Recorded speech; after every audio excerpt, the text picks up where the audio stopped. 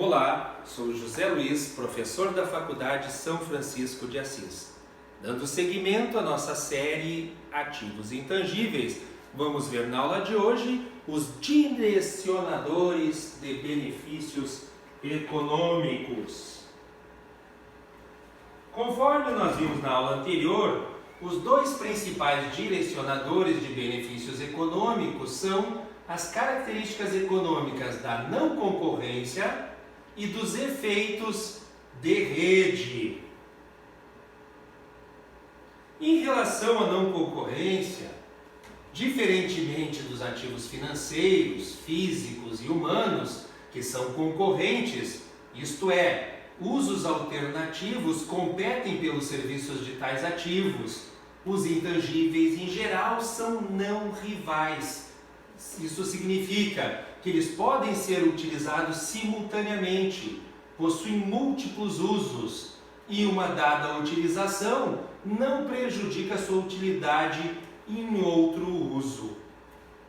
Dessa forma, a rivalidade dos ativos tangíveis, que leva então à escassez, pode ser caracterizada como o custo do uso desses ativos, ou ainda, alternativamente, o custo de oportunidade de não utilizá-los em outras finalidades. Isso em relação aos ativos tangíveis. Já os ativos intangíveis, eles têm custo de oportunidade zero ou insignificante, além naturalmente do investimento inicial, original feito neles. Os custos fixos dos ativos intangíveis são custos marginais desprezíveis. Por exemplo, o desenvolvimento de um medicamento ou de um programa de software, que caracterizam então os ativos intangíveis. É justamente esse fato de que os custos fixos são custos marginais desprezíveis. Esse aspecto da não concorrência dos intangíveis, que dá a eles a capacidade de usá-los simultaneamente e repetidamente sem reduzir sua utilidade, é o principal direcionador do valor dos negócios no mundo atual, segundo Baruch. Essa característica é considerada por Nunes e Haidt como não escassez, dado que os ativos intangíveis eles não são consumidos definitivamente no processo de criação de valor. Corroboram ainda com esse enfoque Rich, Ireland e Hodgkinson, ao afirmar que o uso de recursos intangíveis pode ser alavancado. Por exemplo, compartilhar conhecimento entre os empregados não diminui o seu valor diante de ninguém.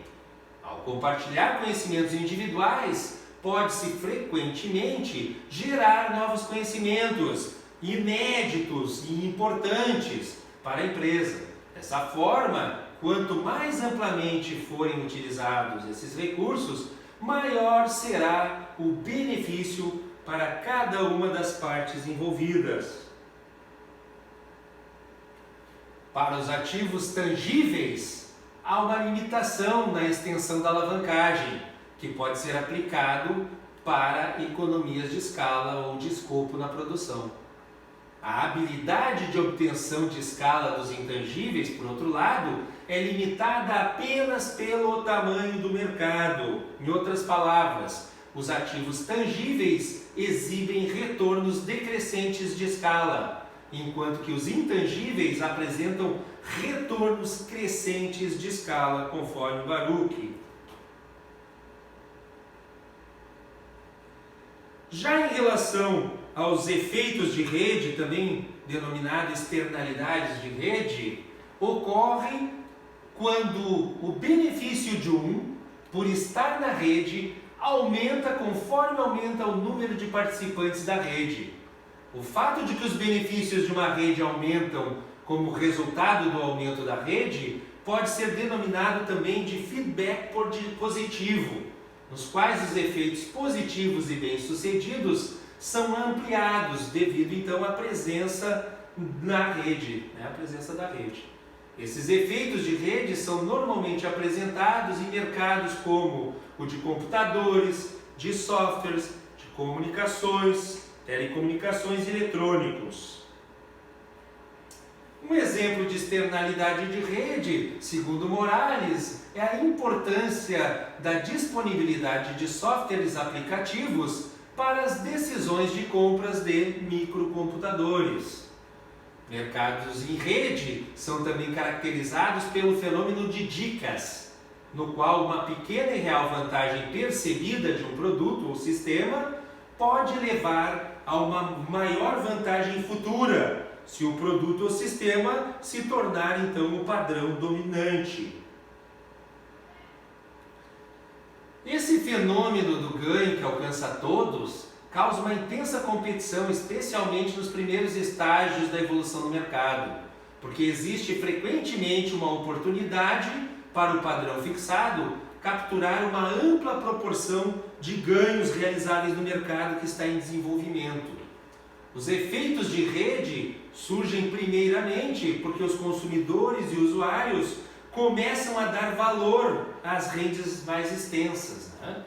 Embora as redes possam ser então fisicamente intensivas, a inovação é o núcleo das mais modernas e bem-sucedidas redes, de setores de mercado baseados tanto na ciência quanto na tecnologia.